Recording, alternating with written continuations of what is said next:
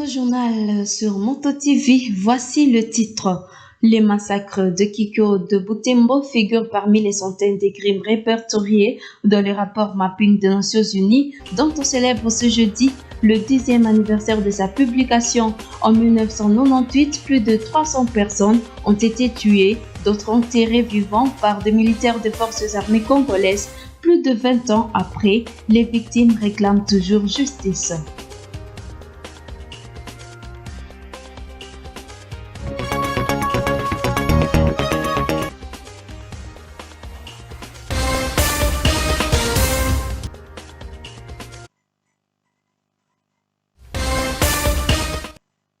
Chaque 1er octobre, l'Église célèbre la fête de la Sainte Thérèse de l'Enfant Jésus. Sainte Thérèse de l'Enfant Jésus, aujourd'hui, est considérée comme modèle de la mission au sein de l'Église universelle. Voilà pourquoi ce mois d'octobre, en sa mémoire, est appelé mois missionnaire. Joël Tali. Sainte Thérèse de l'Enfant Jésus est proclamée docteur de l'Église par le pape Jean-Paul II. Le père Gaspard, missionnaire combonien et membre d'Asuma Osuma, explique pourquoi l'Église prend Sainte Thérèse de l'Enfant Jésus comme modèle de la mission. Oui, Sainte Thérèse de l'Enfant Jésus, voilà, était une jeune fille qui, de son jeune âge, a consacré sa vie à la prière au couvent. Et voilà qu'elle a, disons, dans la prière, toujours mis l'intention pour les missions. Et alors le pape l'avait proclamé justement patronne des missions. Parce qu'il s'est intéressé, il n'est jamais parti en mission, il n'est jamais sorti du couvent. Et pourtant, il est la patronne des missions parce qu'il a beaucoup prié pour les missionnaires et pour les missions.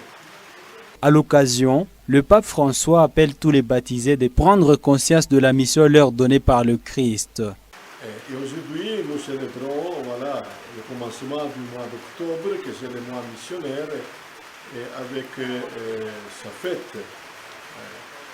Et le mois missionnaire, cette année encore, le pape François a voulu que ce soit un mois missionnaire très important où chacun de nous baptisés prenne conscience d'être missionnaire, d'être baptisé et envoyé. L'Église du Christ envoyée dans le monde. Tous les baptisés, par leur baptême, sont appelés à être missionnaires.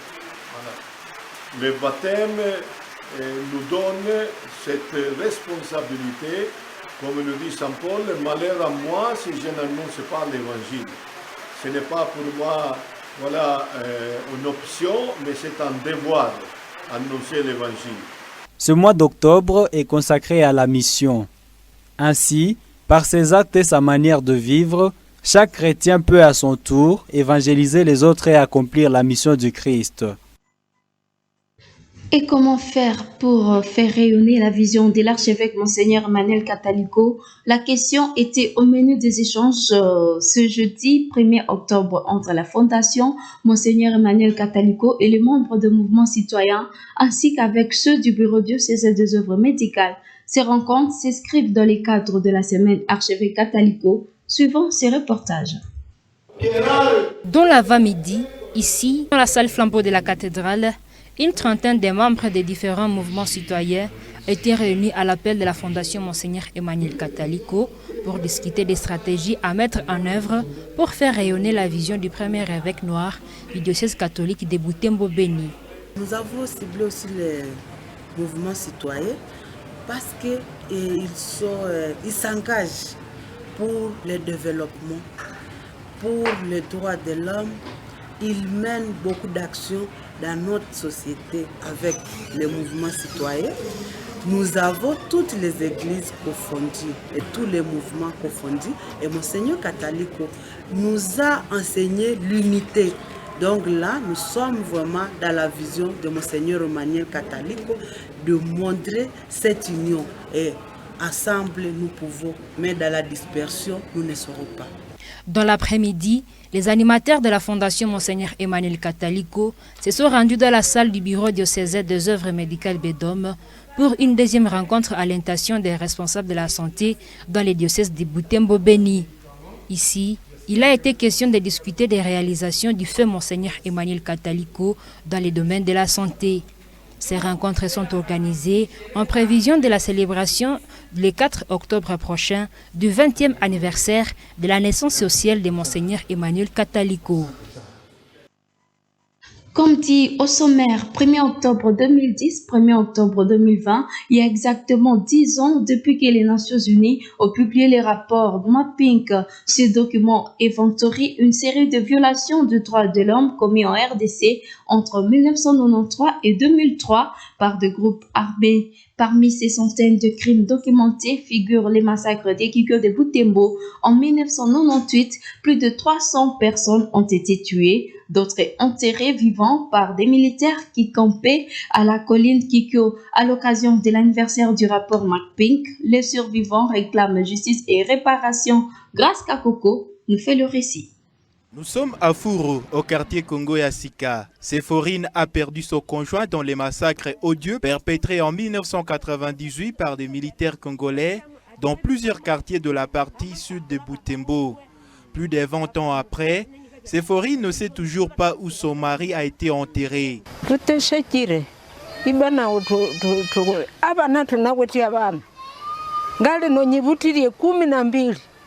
Ekuminambili rino vakanyilola yobu iva nyiloli yobu iva shenyilolia no nerina vulangana ngavayira nyeti nengalere avakatange vuvamwite nere tutamenye yoba ye muthu alangane haye nere va aye kitatumbe avalio haumerera tumo va vani chitatumba bande nabandi vani chicho neryo matutamenya nga vamavalolia vatuvute netwe vatuvute nato nemwagalo netukambi vanatuvuta akachulia lanjera neryo naukukatsemera uti vashe vano vamatsungoko vana ukaiji ute okopero beno ya ukaiji ute kandi nyerenyete egumu yaneyo abana bakatuloli obuno neryo tuteshekire nalen ata tuyira tu. Comme Séphorine, plusieurs survivantes des massacres des Chicho ont traversé un calvaire après la disparition de leurs proches. C'est également le cas de Cécile. Se recueillant sur la tombe de son époux, elle réclame justice et réparation.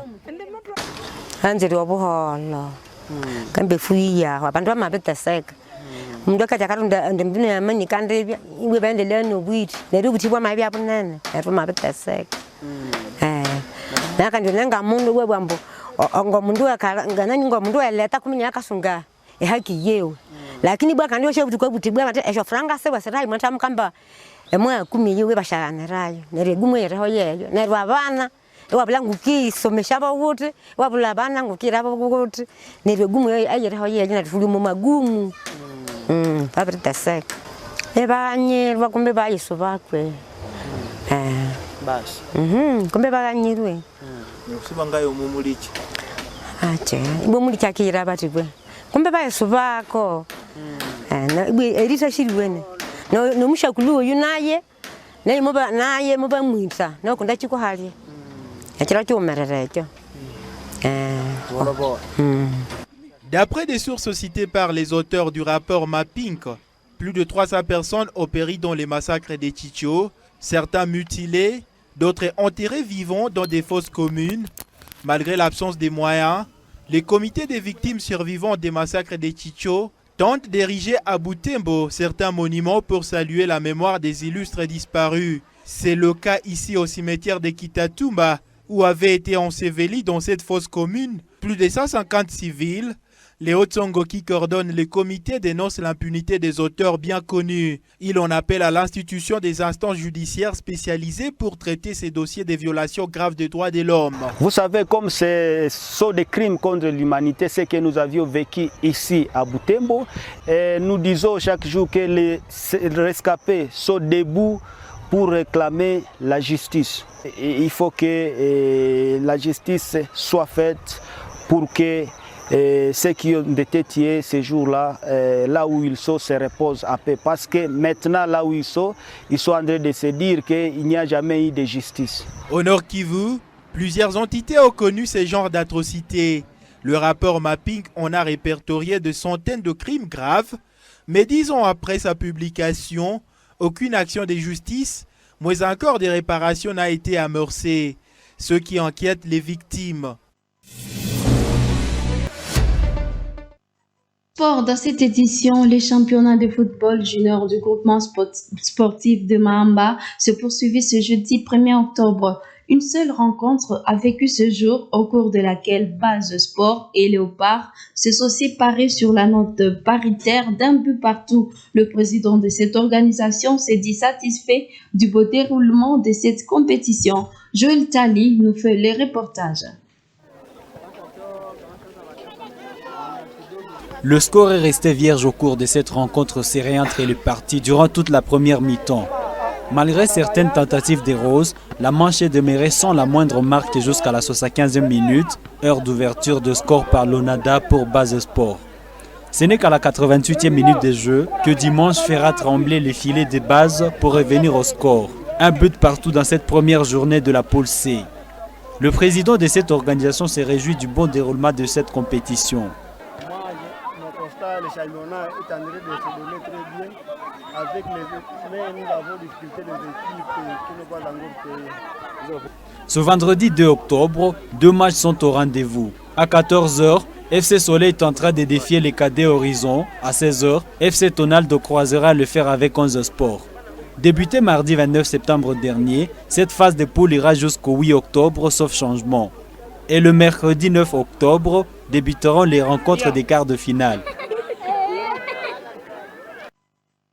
En sport toujours, l'international congolais Gabriel Zakwani a décidé d'arrêter sa carrière internationale mercredi 30 septembre. L'ex-capitaine des Léopards, avec qui les RD congolais ont raflé la 3e place de la Coupe d'Afrique des Nations Unies CAN, souhaite se concentrer à son club. Janvier Siaoussoa. Après plus de 10 ans de bas et de hauts passés au service des Léopards, Gabi ne compte plus continuer avec sa sélection nationale de toujours, la RDC. À 32 ans, c'est effacé à passer par notamment Leyton Orient, Fulham, Stoke City, Peterborough United, Northampton et Gillingham, tous des clubs d'Angleterre, et AL Colonies de l'Écosse, abandonnent les navires congolais après des échecs et des victoires. Par là des échecs, Abdallah Zakwani, alors défenseur dira la Coupe d'Afrique des Nations de 2013, se voit éliminé dès les phases de poule avec 3 petits points. Victorieusement, celui qui a vécu les airs des entraîneurs Patrice Neve, Claude Leroy et Flora Ibenge aura gagné la 3e place de la CAN Guinée équatoriale 2015 aux côtés de Mbokani, Bolasie, Kebano, Bokila, pour ne citer que cela. Depuis 2017, Zakwani n'a plus fait des apparitions à sélection nationale. C'est ce qui nous mène à la fin de cette édition. Merci à vous de l'avoir suivi. Au revoir.